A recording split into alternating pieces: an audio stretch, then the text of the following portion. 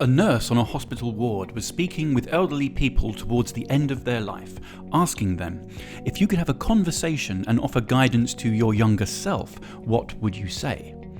And all of them commonly said if they could go back, they would live life on their terms instead of trying to please others, and they would say to their younger self, do not worry, everything will be okay.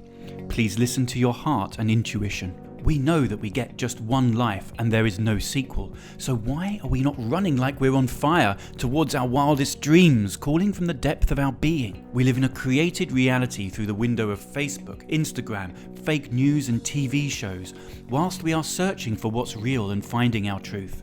We all want to know the truth, and we laugh at the truth. This is why we love stand-up comedians. They take a step back and observe the reality we can all see, say it how it is, and what we are thinking. So when we hear it, we laugh because we know in our heart it's true. It is said that we are the average of the 5 people we spend most time with.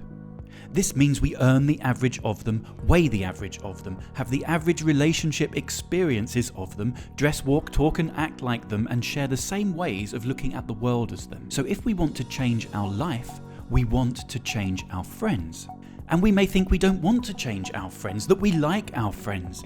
But are our friends really just the people we think we should be like or want to be liked by? What if the people we get attached to are the ones who are holding us back? We can feel it in our body when something is not aligned to our truth, but create a mental understanding of why we are actually disconnecting from our heart.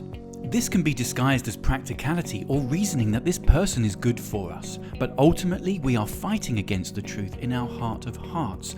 We are at odds with our own being. Our body calls out to us in every moment. If it wants to go to the loo, we listen.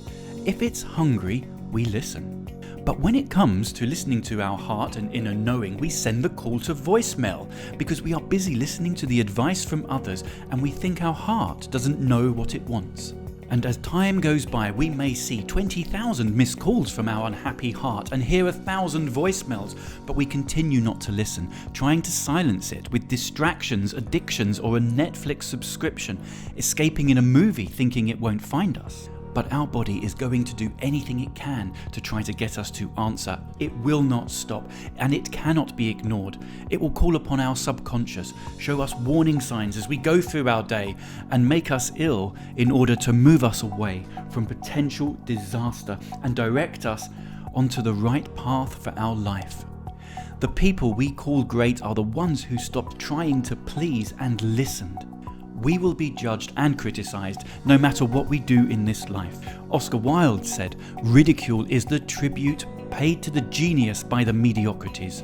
So what if we picked up that call after just 1 or 2 rings? Imagine if we lived from that place inside, deep down in our being, without the distractions from outside. Imagine what we could become. Let's answer that call from our heart. It's the only real friend we can trust. It's our elderly wise self on the end of the line, giving us their knowing guidance and leading us to what we really want to experience in life. When we start to listen and act on the advice from inside, we will have an older self who is smiling and saying, thank you.